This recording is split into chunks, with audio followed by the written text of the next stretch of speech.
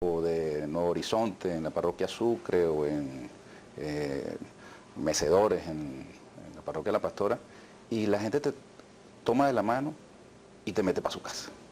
Quiere nuestro pueblo mostrarte sus expectativas, sus iniciativas, sus molestias, sus disconformidades, sus proyectos. ¿Cómo sus manejas demandas. eso en la campaña, por ejemplo, con la molestia que hay por las colas, la inflación, Mira, la inseguridad? yo la manejo extraordinariamente bien, porque para mí no es ninguna novedad, primero, el contacto con la gente, ¿no? Creo que la experiencia como periodista, además, es bastante valiosa porque tú puedes, digamos, desarrollar una capacidad de escuchar, ¿no? Y siento que nuestro pueblo quiere eso. Ahora, ¿el chavismo colectivamente ha podido desarrollar esa capacidad de escuchar, Ernesto? Yo siento que sí, hermano, siento que sí. Hoy creo que hay una capacidad de escucha bastante grande.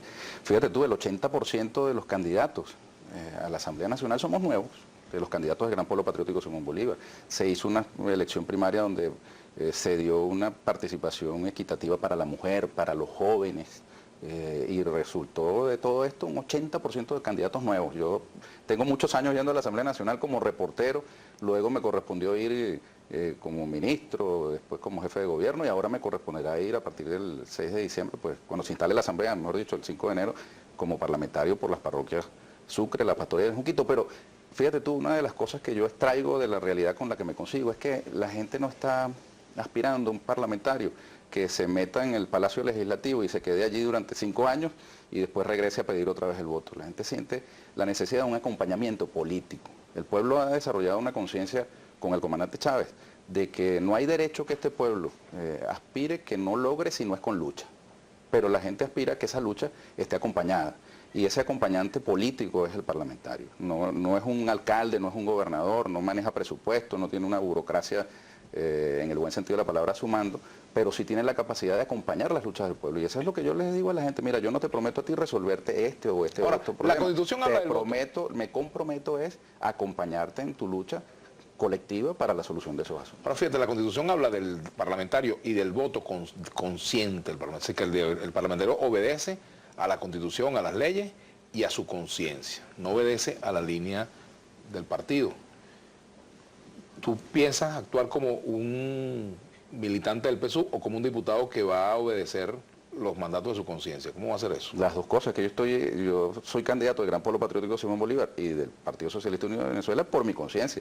Y te digo, por ejemplo, estas votaciones recientes que ha habido en la Asamblea Nacional para aprobar recursos para pensiones de nuestros viejitos o para aprobar recursos para el aumento salarial, yo las votaré con plenitud de conciencia, así como seguramente los diputados de oposición que se opusieron a aprobar los recursos para el aumento del salario, que se opusieron para las pensiones, que se han opuesto, por ejemplo, a que haya un pronunciamiento en favor de las clases en las universidades, pues eso yo supongo que lo hicieron a conciencia, no sé si sus partidos se lo impusieron. Ellos tienen una conciencia derivada de su matrimonio con las propuestas del Fondo Monetario Internacional. Aquí tenemos una confrontación de dos modelos y es bien bueno que se esté desarrollando últimamente esa discusión. ¿Cuál es la propuesta de la oposición? La propuesta de la oposición es el paquete del Fondo Monetario Internacional. Aquí ya en el año 89 se intentó aplicar y el pueblo lo respondió con un caracazo. Y después, cuando Caldera, con la gente de Venezuela, de Pecoff y Caldera, el pueblo respondió eligiendo a Chávez presidente. De modo que esa propuesta neoliberal capitalista del Fondo Monetario Internacional aquí no tiene nada que buscar, y el 6 de diciembre va a ser también un resultado electoral contra el Fondo Monetario. Pero, por ejemplo, si mañana se va a investigar, si tú eres diputado y se va a investigar un caso de corrupción que involucre a un ministro o involucre a algún funcionario de importancia en el gobierno, y la línea del PSUV es que eso no se investigue, pero tú crees que se tiene que investigar, ¿tú te enfrentarías a esa línea? Yo creo que se puede investigar todo, absolutamente todo. Yo no tengo rabo de paja, no tengo mi conciencia tranquila, y siento además que el gobierno del presidente Maduro tiene la misma actitud. Aquí en Venezuela, lamentablemente lo que hay es mucho fariseísmo. Aquí hay muchos que aparecen haciendo 1000 denuncias, pero que no aguantan una sacudida. Y eso pasa en la mesa de las brujas, la mesa de la llamada unidad. Bueno, hay que revisar el prontuario de esos partidos políticos, lo que hicieron durante 40, 50 años administrando este país. Mira, uno de los grandes problemas que nosotros nos encontramos, particularmente en la parroquia Sucre, es ese poblamiento desordenado, que no dejó espacio para el equipamiento urbano, para las canchas, para los servicios de salud, de educación. ¿Y de dónde viene eso? ¿Acaso eso nació con Chávez? ¿Acaso los barrios de Caracas se establecieron como están, con esas deficiencias de servicios, con esas vulnerabilidades de infraestructura de Chávez para acá?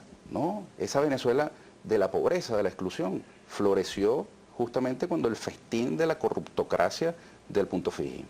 Que, por cierto, ese punto fijismo está ahorita pronosticando que va a resurgir de entre los muertos, que va a resucitar la Cuarta República. Y yo lo que he dicho, no se vistan que no van, no va a renacer la Cuarta República, no va a renacer el punto fijismo, lo que va a nacer es una nueva etapa de la Revolución Bolivariana, mucho más comprometida con la gente, mucho más cercana a nuestro pueblo, mucho más rápida en las respuestas, mucho más chavista, mucho más socialista, mucho más cristiana en el hacer, más que en el decir. Yo siento que esa nueva etapa, que es una nueva etapa histórica, el comandante Chávez la definió como el nuevo ciclo, cuando él obtuvo la victoria del 7 de octubre del año 2012, sucedió lo que todos sabemos y ahora estamos en puertas de ese. Ahora fíjate tú, fenómenos como la corrupción, que fueron parte de las consecuencias que trajo la llegada de Chávez al poder, se siguen repitiendo.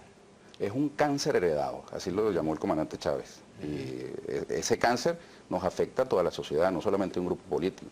Y siento que ese cáncer hay que atacarlo no solamente de acuerdo con el ritmo, la música que te impongan los señores de la Mesa de las Brujas, por ejemplo, que no lo hacen por beneficio del país, sino por politiquería. Yo siento que ese fenómeno de la corrupción hay que atacarlo sobre todo desde abajo en el hogar, que nosotros, cuando llegue un niño a casa con algo que no es suyo, se le reprenda y se le haga devolver. La gente quiere ver a figuras emblemáticas involucradas en esto castigadas, ¿no? Ciertamente, y, hermano, yo no tengo compromiso con más nadie, sino con la revolución bolivariana de Chávez. Y Chávez fue implacable.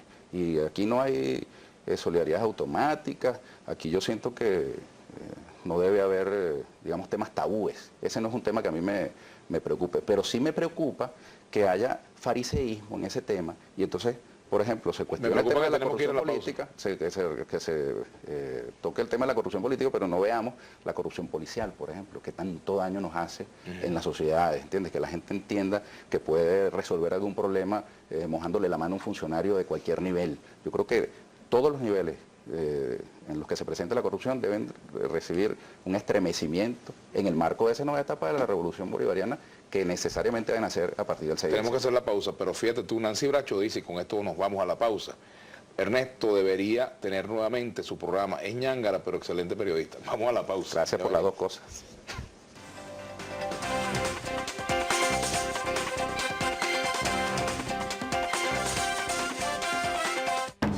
Usted está viendo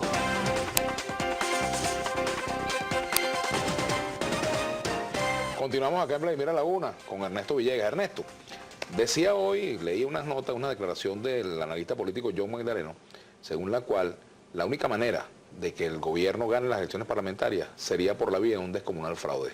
¿Qué dice al respecto? Bueno, es un disco rayado previo a toda elección. Si tú revisas, puedes meter ahí en Google y ves todo lo que decían previo a cada elección durante los años anteriores de la Revolución Bolivariana, siempre se supone que el chavismo está de capa caída. El propio Chávez, cuando tenía el comandante Chávez el rol que ocupaba como jefe máximo de la Revolución Bolivariana, pues le decían mil cosas a Chávez, diciendo que estaba asustado, que no sé cuánto. Y al final se producía lo que se terminaba produciendo, como en efecto ha de producirse el 6 de diciembre, una gran votación.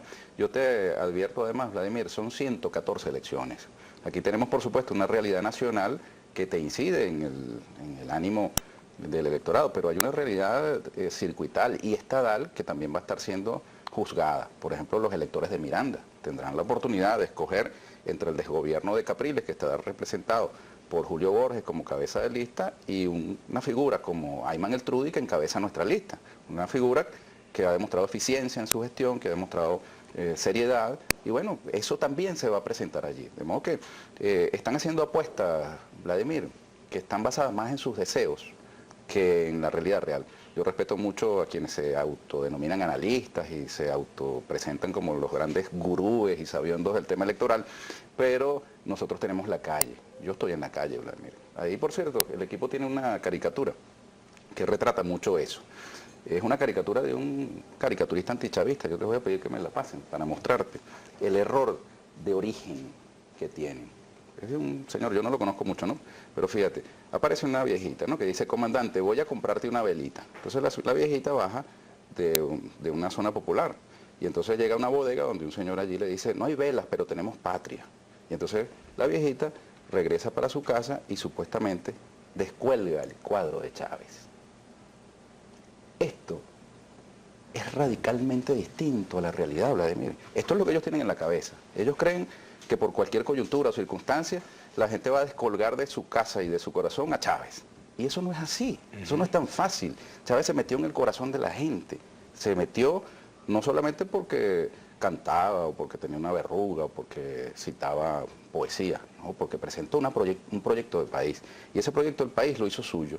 No hay hasta ahora otro proyecto explícito presentado para el desarrollo nacional. Ahora, cuando ustedes apelan a Chávez en esta campaña, Ernesto, perdón que te interrumpa, cuando ustedes apelan a Chávez en esta campaña, es porque no tienen cómo defender la obra de Maduro. Hermano, es que es la misma obra.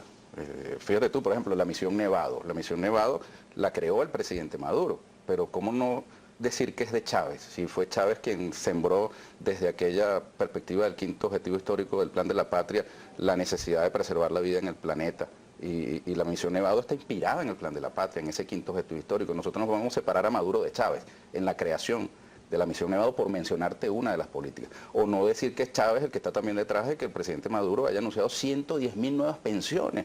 Tú no te imaginas cómo le cae eso a esta viejita que está aquí y a otros miles, quizás millones de personas que se ven beneficiados por esa política social. Ahora, esta viejita que este señor cree que va a descolgar el cuadro de Chávez, no lo va a descolgar porque no haya una vela, porque en un momento dado tenga una circunstancia difícil para satisfacer una necesidad inmediata. Chávez está esculpido en el corazón del pueblo y eso se va a ver este 6 de diciembre. Estos analistas que tú mencionas, este señor que tú mencionaste, tiene la misma perspectiva de este caricaturista, que está equivocada, que está muy influenciada por el entorno inmediato en que ellos viven, por el entorno de las llamadas redes sociales, que, bueno, si tú ves el Twitter, tú terminas disociado. Ahora las encuestas todas calle. Dicen que va a perder el gobierno las elecciones, por lo menos las conocidas. No sé, porque yo veo las encuestas de acuerdo también al circuito en que se midan. En mi circuito, que es el circuito 1 de Caracas, que comprende las parroquias Sucre, el Junquito y la Pastora, nosotros tenemos allí, digamos, la encuesta de la calle y las otras también que nos dicen otra cosa. Nosotros ahí tenemos la victoria histórica del chavismo que se va a repetir, y se va a repetir con Freddy Bernal y conmigo, y se va a repetir con las VC y los círculos de lucha popular, y se va a repetir con los electores de la parroquia Sucre, de la parroquia El Junquito y de la parroquia La Pastora. Allí hay una realidad política, y esa realidad se va a repetir en el resto de los estados y del resto de los circuitos, porque la gente al final va a ver quiénes son los candidatos. Por eso mi mensaje es, mira, revisa el nombre de tu candidato. ¿Cuáles son los candidatos que están postulados en tu respectivo circuito, en tu respectivo estado? ¿Cómo tú vas a emitir un cheque en blanco a una gente que ni conoces? Yo siento que hay una gente que aprovecha de pasar agachado porque su propio nombre y su trayectoria es impresentable. ¿Eso pasa en el chavismo también? No, porque fíjate tú, nosotros estamos haciendo campaña abiertamente, nosotros hicimos una pre-campaña. ¿Quiénes hacen eso de pasar un Mira, agachado? por ejemplo, hay unas figuras de la Cuarta República que están muy agazapadas, que no se muestran tal cual son y que deberían, por cierto, decir, yo emplazo a la llamada Mesa de la Unidad Democrática, que yo la llamo la Mesa de las Brujas, a que expliquen qué harían con el poder en Venezuela. Porque ellos están diciendo que desde la Asamblea Nacional van a tumbar el gobierno prácticamente, que aquí todo va a cambiar a partir del 6 de diciembre. Bueno, ¿qué es lo que pretenden ustedes? Van por el plan del golpe parlamentario. ¿A quién van a poner de presidente de la Asamblea Nacional? A Ismael García, a Ramos Ayub, a Julio Borges. Díganle eso a sus electores, si ya supuestamente están tan cerquita de llegar al poder. Háblenles claro qué leyes van a derogar, qué leyes van a aprobar, qué es lo que se pretende hacer, a quién van a destituir, a quién quieren, por la cabeza de quién van. ¿Entiendes? Porque cuando ¿Qué fueron... tendría de malo que uno de ellos fuera permítame un presidente de la Asamblea? segundo, permítame un segundo, cuando los Jorge invitaron a marchar, que son los mismos, por cierto, los invitaron a marchar a Miraflores, porque era Chávez, vete ya, no le dijeron a la gente, vamos a sacar a Chávez para poner a Carmona, nunca se lo dijeron. Después que tumbaron a Chávez es que aparece Carmona y todo el elenco. ¿Qué van a hacer con el aumento salarial que no aprobaron en la Asamblea Nacional? ¿Lo van a mantener si ellos llegan al poder? ¿Qué van a hacer con las 110.000 pensiones de los viejitos? ¿Las van a mantener no habiéndolas aprobado en la Asamblea Nacional? Te recuerdo, Vladimir, que la primera decisión de política social del gobierno de Carmona, que es el último gobierno nacional que por 47 horas estuvo aquí con signo de derecha, con signo punto fijista, lo primero que hizo fue revisar el aumento salarial del 20% que Chávez había dictado. ¿Por qué? Porque son clones, son muñecos de ventríloco del Fondo Monetario Pero Internacional. fíjate que Tomás Guanipa está proponiendo dolarizar los salarios. Exactamente. ¿A ti no te gustaría que se dolarizaran los salarios? Mira, esa campaña de este señor que tú, por cierto, lo paras en Sabana Grande y le dice vete para Caricuao y no sabe cómo agarrar el metro, ¿verdad? Porque es un señor que sabe mucho del Zulia, pero de aquí no conoce nada. Pero el chavismo también tiene candidatos que no son de estos Bueno, no millones. sé, que cada quien responda por eso, pero en todo caso ese señor que viene del Zulia, que no conoce dónde queda Boquerón, no conoce dónde queda Luis Hurtado, no conoce dónde queda el Valle, Coche, no conoce nada de aquí, lo único que sí conoce es el dólar, y fíjate tú que es primera vez que en una propaganda política se coloca una divisa extranjera. Mira, el plan de la dolarización, que es el plan del predominio absoluto del dólar sobre las monedas del mundo entero, tienen estos señores una presentación explícita y ya lo que te dice es que él no es el candidato es el dólar, es el tío Sam y es una trampa caza incautos. El que Vamos a hacer crea una pausa y al porque retorno esa gente seguimos vaya a hablando ganar, de es que esa gente llega a ganar y entonces van a empezar a ganar aquí los profesionales y los trabajadores como si fuesen obreros y profesionales en los Estados Unidos. No caigan en esa trampa, compatriotas. De Eso todas es lo maneras, que vamos a hacer es una pausa. trampa Al retorno caza me incautos. gustaría profundizar un poco en eso, porque fíjate ¿Cómo que, no? que en Ecuador se ha hecho la revolución ciudadana con el dólar como moneda de curso. Vamos a la pausa y ya venimos. Pero vamos a hacer la pausa y Es venimos. muy difícil rearmarlo. Vamos Pero a la hablamos de eso pausa, al regreso ya de la pausa. Ya venimos, venimos.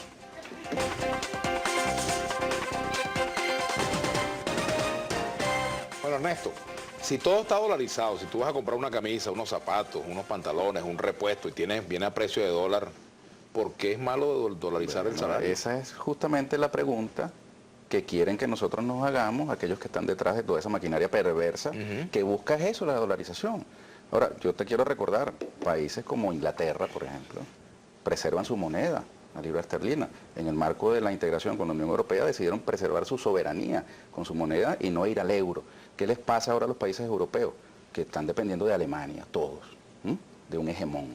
¿Qué nos pasaría a nosotros si cayéramos en ese plan de la dolarización? Todo eso es una misma madeja. Dollar Today, el plan de Guanipa y estos argumentos que muestran el caso ecuatoriano. Tú mencionas el caso de Ecuador, quien estableció la desaparición del sucre en Ecuador. No fue Correa, fue el proyecto neoliberal capitalista que condujo a la crisis que tú conoces en Ecuador, con una inestabilidad política tremenda, 7 presidentes uno detrás de otro, y con una crisis bancaria terrible de banqueros que se robaron los reales del pueblo, cosa que suena parecida aquí a lo que sucedió en este país. Y luego llegó la Revolución Ciudadana de Correa, que fíjate tú, yo te decía, después que tú rompes este vaso es muy difícil rearmarlo. Después que tú desapareces tu soberanía monetaria, es muy difícil reconstruirla. Y el proyecto de Rafael Correa en Ecuador es que se recupere el sucre cuando haya condiciones en América Latina para una moneda común latinoamericana, que es el proyecto del ALBA, que es el proyecto de Chávez, que es el proyecto que está además contemplado en nuestra Constitución. Nosotros tenemos que revisar la Constitución, tú eres firmante de ella, y esa Constitución establece que el bolívar solamente puede convivir con una moneda única latinoamericana, no con el dólar, porque ahorita te muestran las carantoñas y te hacen toda esa cantidad Pero de hecho de está conviviendo manipulaciones. en cuanto a que muchas transacciones se hacen con dólares, por ejemplo. Bueno, pero el proyecto nacional debe dirigirse a recuperar el valor del salario del venezolano, no a destruirlo, que es el plan justamente de Dollar Today. ¿Tú sabes quién está detrás de Dollar Today?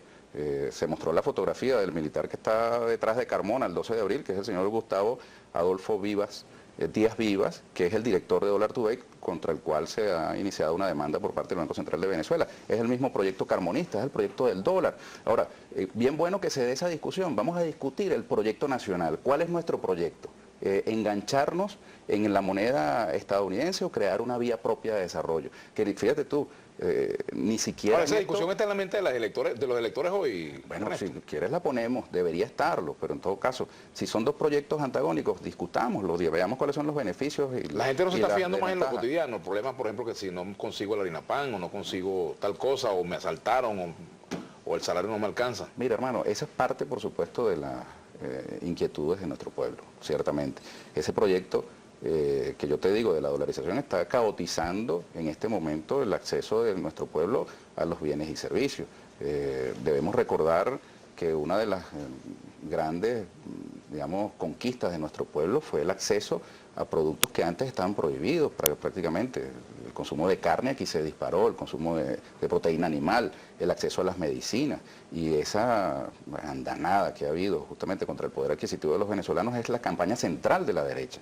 Es una campaña electoral macabra. Ahora, una fíjate, campaña el gobierno... que nosotros tenemos que responder, por supuesto, con acciones. Ahora, yo siempre le digo a la gente con la que hablamos en la calle, para ir a Maracay, mejor dicho, para ir a La Victoria, desde Caracas, tú tienes que pasar por Tazón, ¿verdad? Nuestro Tazón es el 6 de diciembre. Para poder llegar a La Victoria y derrotar toda esa maquinaria brutal, macabra, tenemos que llegar bien al 6 de diciembre y ganar bien el 6 de diciembre. Pero fíjate porque que la hay campaña, realidades políticas, condiciones políticas necesarias para que el gobierno nacional tenga la capacidad y la fuerza de tomar decisiones drásticas, radicales, para quebrarle el espinazo a ese golpe económico cotidiano contra nosotros. Fíjate, Ernesto, pero la campaña del chavismo parece más dirigida que a reivindicar una obra por la cual merezcan el voto de los venezolanos, más a meter miedo con un posible triunfo de la oposición y lo que pasaría. Bueno, depende, a lo mejor es lo que tú percibes, yo siento lo contrario, además yo estoy en la calle y hablo con la gente y una de las cosas que más me satisface de esta experiencia que he tenido hasta ahora es que nuestro pueblo habla descarnadamente y te plantea mil dificultades. Quizá para ti en este momento, leyendo el Twitter, tú tienes una imagen del país. Ahora, te invito, acompáñame, vamos a Altavista, vamos a Ruperto Lugo, vamos a Nuevo Horizonte. Pero allí las inquietudes de la gente incluyen esas, pero hay miles. Por ejemplo, te planteo desde el punto de vista de la infraestructura. Nosotros hemos tenido una inversión social impresionante del gobierno bolivariano. Tú por donde quieras ves inversión de la revolución bolivariana en módulos de barrio adentro, en obras de barrio nuevo, barrio tricolor, en infinidad de proyectos y programas que se han llevado adelante. Pero todavía falta mucho, Vladimir. Entre las cosas que la gente te plantea cuando te mete a su casa, abundan, por ejemplo, las filtraciones. Las filtraciones, para mucha gente, eso es un desprecio para el que vive bien y no tiene filtraciones en su casa, a lo mejor eso es una tontería, pero para mucha gente en nuestro pueblo, el problema de las filtraciones es gravísimo y eso obedece al modo en que fueron pobladas nuestras zonas populares. Yo pretendo plantear en el seno de mi grupo parlamentario, al que he de pertenecer, la necesidad de legislar sobre el derecho a la ciudad. Nosotros tenemos que reivindicar el derecho a la ciudad y desarrollarlo, que hasta ahora ha sido un enunciado. Siento que la gran misión Barrio Nuevo, Barrio Tricolor ha impactado muy positivamente y promete atender de manera masiva estas necesidades, pero hay que hacerlo ley. Es decir, que el poblamiento de nuestras ciudades se haga de manera armónica, equilibrada. Por cierto que la oposición está proponiendo, perdóname, ya que tocas el tema de vivienda, la oposición está planteando que a la gente se le tiene que dar su título de propiedad de las viviendas. Primero decían que era misión maqueta, primero decían que no existían. Y ahora lo que prometen, como ya no pueden negar que existen porque están allí, entonces siempre le buscan una vuelta. Dirán que le ofrecen otro juego de llaves. Pero más justo que la gente le dé su propiedad. Claro, por supuesto, y eso es un proceso que está en desarrollo. Además que la gente pague, por supuesto. O que la gente pueda vender la vivienda si quiere venderla. Bueno, eso todo está en proceso, en desarrollo. Ahora, te llamó la atención de que esa misma oposición que está planteando eso, antes decía que era misión maqueta, que no existía. Y ahora prometerán el título de propiedad y mañana le prometerán aire acondicionado y pasado mañana le prometerán un microondas porque lo que están es buscando el voto de los pobres. Pero esos pobres saben que con esa derecha antichavista, con esa derecha carmonista, con esa derecha fondo monetarista, no les va a ir bien. El presidente Maduro dijo que se iba a quitar el bigote si no llegaba al 1.000.000 de viviendas. ¿Qué harías tú si no le cumples a los electores? ¿Qué te vas a quitar el pelo? ¿Qué vas a hacer?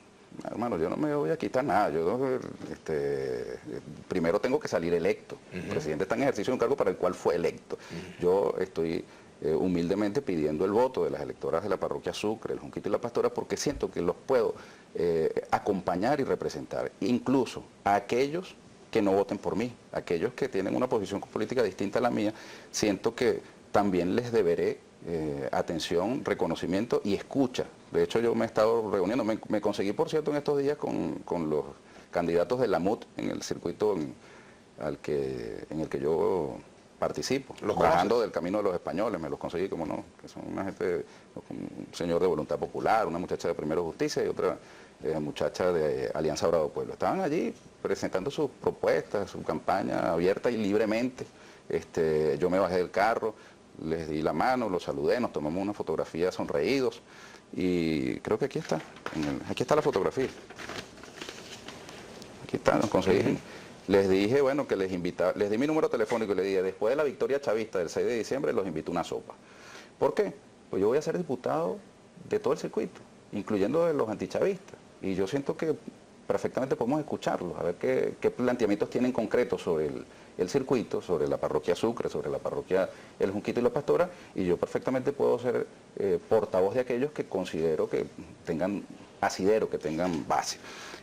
Siento, Vladimir, que detrás de la campaña del antichavismo hay mucho de apuesta a un voto irracional, y yo respeto a todos los electores.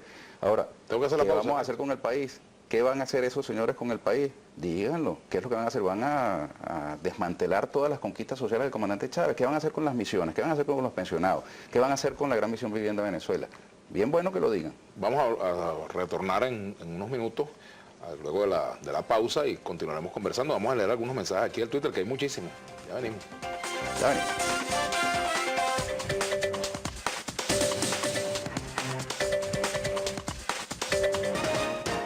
Bueno, continuamos acá con Ernesto Villegas.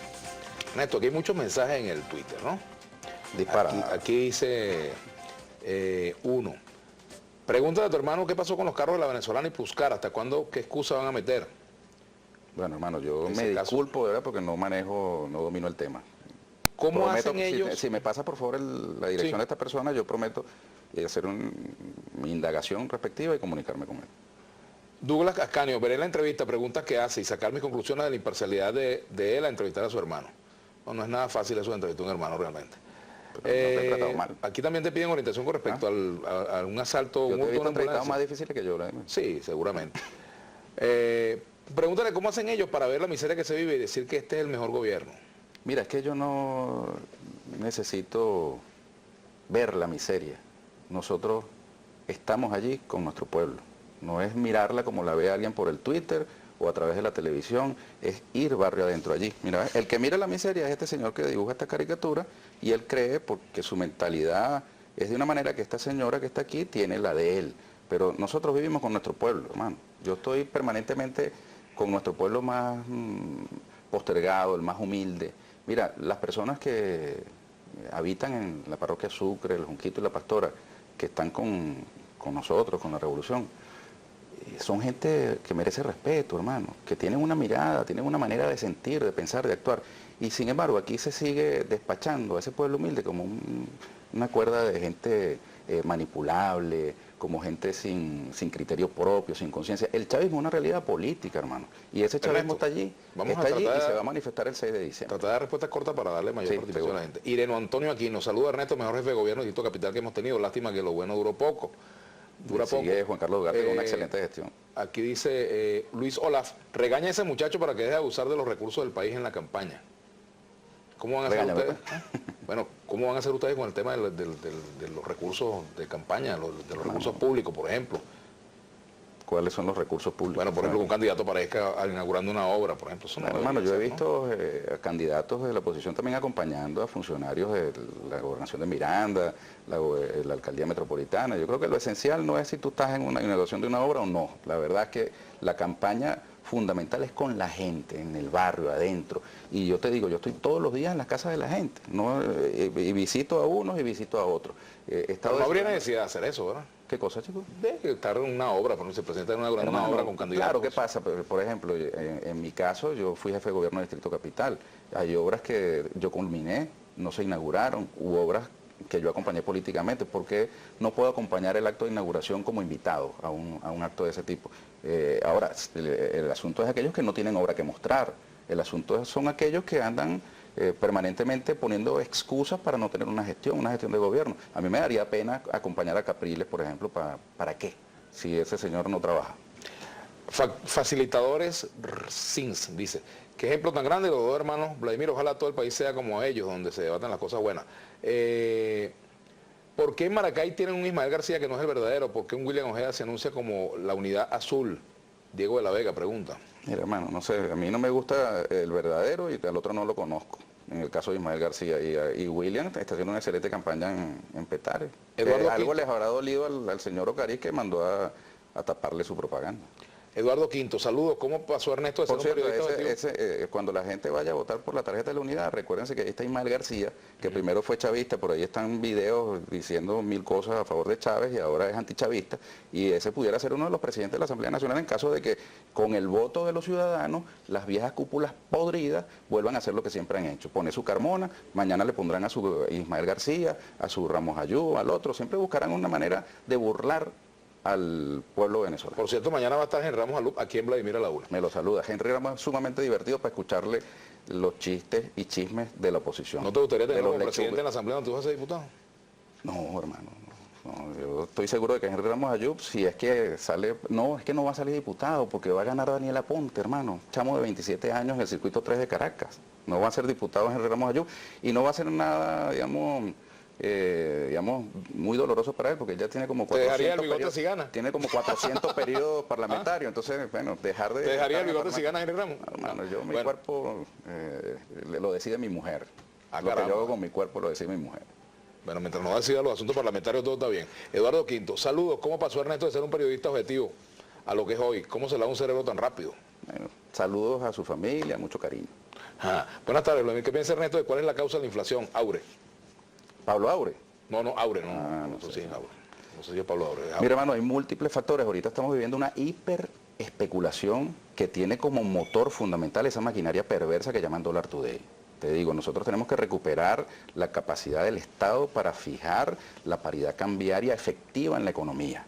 Nosotros tenemos que hacer lo que sea necesario para que haya un gobierno de la economía y que no estemos sometidos a ataques como el que en la actualidad se desarrollan desde esa maquinaria perversa, que no es una paginita, sino una maquinaria perversa con múltiples conexiones.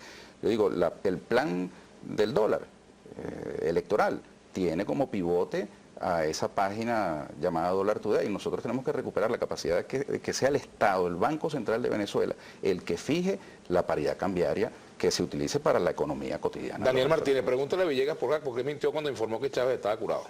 Yo me remito a las intervenciones que tuve, están en YouTube, todas, absolutamente todas.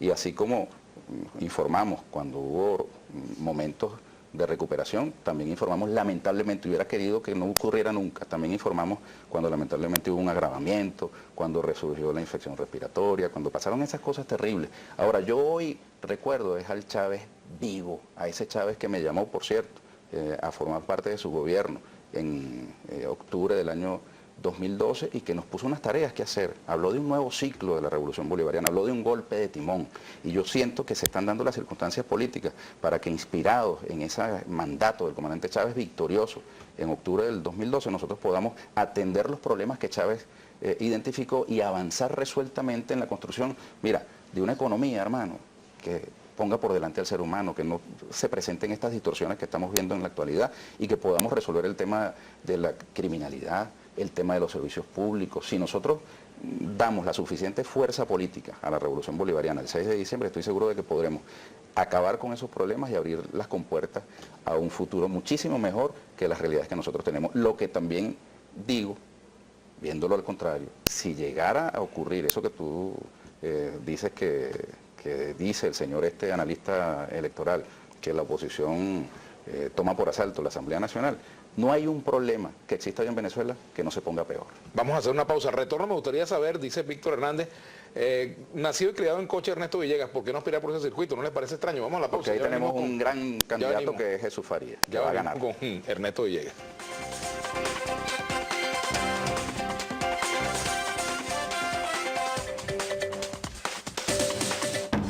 Usted está viendo Vladimir a la 1.